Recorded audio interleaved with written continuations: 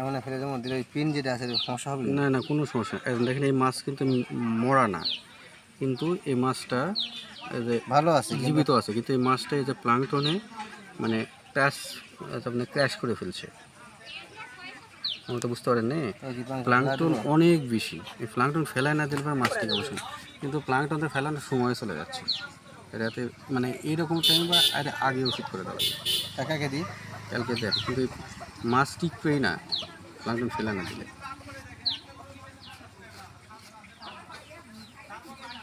দেখেন মাছ ভালো আছে, হ্যাঁ মাছের স্ট্রেন্থ আছে, কিন্তু ওই যে প্লাঙ্কটনে যখন ধরতেছে এদের এইটা দেখেন হচ্ছে প্লাঙ্কটন কিন্তু ধরছে।